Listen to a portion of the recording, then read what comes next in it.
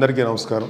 ఈరోజు మా జనసేన ఆఫీస్ దగ్గరికి డిఎస్సి డిస్ట్రిక్ట్ సెలక్షన్ కమిటీ ఆ ఇష్యూ మీద చాలామంది యూత్ వచ్చారు. నేను వాళ్ళని ఏంటో అర్థం చేసుకుంటే ట్రై చేశాను.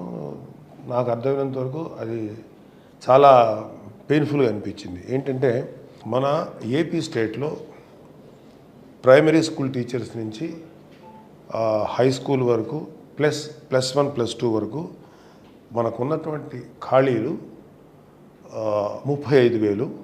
రేపొద్దున 1 ఇయర్ 2 ఇయర్స్లో రిటైర్ అయిపోతే కూడా చాలామంది టీచర్లు దాదాపు 40,000 మందికి రీచ్ అవుతారు. రాజశేఖర రెడ్డి గారు వాడిన కాన్సెప్టే జగన్మోహన్ రెడ్డి గారు మెగా డిఎస్సి రిలీజ్ చేస్తాం అంటే 35,000 పోస్టులకి టీచర్లు భర్తీ చేస్తాం అనేటువంటి మాట చెప్పారు. జరిగిపోయి ఇంచుమించు 5 సంవత్సరాలకు పూర్తిగా వస్తున్న తరుణంలో మొన్న ఒక 6,000 మందిని అనౌన్స్ చేశారు. ఇది 6,000 అంటే 35,000 పోస్టులకి 6,000 మందిని అనౌన్స్ చేశారు. సో ఇంకా చాలా దీంట్లో ఈ క్లిష్టమైనటువంటి మ్యాటర్ ఉన్నా కూడా నాకు అర్థమేం జరిగేంటంటే వీళ్ళందరూ కూడా ఈ కుర్రవాళ్ళందరూ కూడా ఒక ఈ qualified TET teacher eligibility test pass అయిన వాళ్ళు ఇంచుమించు 10 లక్షల మంది ఉన్నారని వాళ్ళు చెప్తున్నారు. ఒక 50,000 లక్ష అటు ఇటు కూడా 10 లక్షల మంది ready to right the exam, DSC exams రైట్కి రెడీగా ఉన్నారు. అయితే ఇంచుమించు 5 ఏళ్ళ నుంచి వెయిట్ చేస్తున్నారు. వీళ్ళందరూ పిల్లలు కూడా రాసి రెడీ అయ్యి ఇంట్లో తల్లిదండ్రులకు భారం అవుతున్నాం అనే బాధ వాళ్ళలో అట్ ద సేమ్ టైం మేము ఇంకా మాకు జాబులు రావట్లేదని కళలు ఒత్తిలేసు వీళ్ళందరూ యంగ్స్టర్స్. బాధ అనిపించింది ఏంటంటే వీళ్ళందరూ కూడా మనస్ఫూర్తిగా ఇంచుమించు వీళ్ళల్లో ఈ డిఎస్సి అనే ఆశ చూపించినందుకు జగన్మోహన్ రెడ్డి గారికి ఇంచుమించు ఒక 7-8 లక్షలు ఆ రోజుల్లో 6 లక్షల మంది ఉన్నారు సరే 6 లక్షల మంది ఇంచుమించు 5 లక్షల మంది పైగా చాలా మా లైఫ్లు మారిపోతాయి, మా జీవితాలు మారిపోతాయి అనే దీంట్లో వైసీపీని గెలిపించారు వీళ్ళందరూ. ఇవాళ గెలిపించిన వాళ్ళని ఉపయోగపడక ఎవరికి ఉపయోగపడండి ప్రభుత్వం ఎందుకని నాకు అనిపిస్తుంది. It's very bad. ఎందుకంటే వాళ్ళ పవన్ కళ్యాణ్ గారు చాలాసార్లు చెప్పారు వయసు అయిపోతుంది ఇంకా తల్లిదండ్రులకు భారంగా అయిపోతున్నాం అనే బాధ యూత్లో ఎంత ఉంది.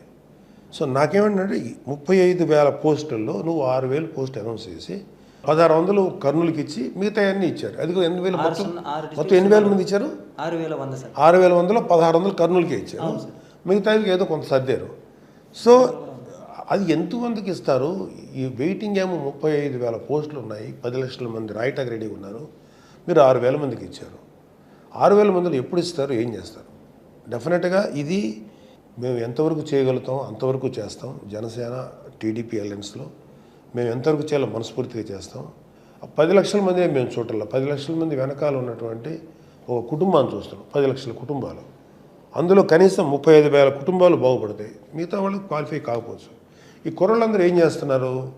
గత 5 సంవత్సరాల నుంచి వస్తుంది జాబ్ అని చెప్పి చేసి మరి బతుకు తెరువు కోసం వీళ్ళు కూలి పనులకు వెళ్ళటం, లేకపోతే ఇంకేదన్నా వరి కోతలకు వెళ్ళటం, విద్య బోధించడానికి ముందుకు వచ్చినటువంటి యంగ్ టీచర్స్ వీళ్ళు అక్కడికి రిస్ట్రిక్ట్ అయిపోతే యూత్కి ఎవరు జ్ఞానం బోధిస్తారు, ఎవరు చదువు చెప్తారు? సో ఇదంతా మాకు చాలా డిస్టర్బ్గా అనిపించింది. బయటకు వచ్చేటప్పటికి పాపం వాళ్ళందరినీ చూసి నాకు బాధ అనిపించింది. డెఫినెట్గా బాబు మీ యొక్క అప్పీల్ని కానీ దేన్నైనా సరే నేను ప్రెసిడెంట్ గారి దగ్గర తీసుకెళ్తాను, అలయన్స్ ప్రభుత్వం దగ్గర తీసుకెళ్తాను. డెఫినెట్గా రాబోయే జనసేన అలయన్స్ ప్రభుత్వంలో మా వరకు మీకు ఎంతవరకు న్యాయం చేయగలం అంతవరకు న్యాయం చేస్తాం. మేమేంటంటే మీ ఎవరైతే 10 లక్షల మంది ఉన్నారో క్వాలిఫై అయిన వాళ్ళు మేము మిమ్మల్ని ఓటర్గా చూడటం లేదు, మనుషులుగా చూస్తున్నాం. So you try to understand what is our perception towards people. మనుషులుగా మేము ఎంత గౌరవిస్తామో తెలుసుకోండి. సో మీరేం చేస్తారు అదనేది మీ వ్యక్తిగత ఇష్టం. బట్ జనసేన టీడీపీ అలయన్స్ ప్రభుత్వం వచ్చిన తర్వాత మాత్రం డెఫినెట్గా దీన్ని అడ్రస్ చేయాలని చెప్పి నేను గట్టిగా నేను పోరాడుతాను. అయితే మీ తరఫున నేను పవన్ కళ్యాణ్ గారు చాలా పెద్ద మనసు ఉన్న వ్యక్తి, ఆయన మిమ్మల్ని అర్థం చేసుకొని మీకు కోఆపరేట్ చేస్తారు. ఓకేనా? థ్యాంక్ యూ బాబు. మీ పేర్లు ఏంటండి? చంద్రశేఖర్, శివకుమార్, భార్గవ్ సాయి, రమేష్. వీళ్ళు 4 లోపలికి వచ్చారు. బయట చాలామందితో మాట్లాడి మీరు చూశారు. సో మీ అందరికీ మేము ఎంతవరకు న్యాయం చేయగలం మనస్ఫూర్తిగా న్యాయం చేస్తాం.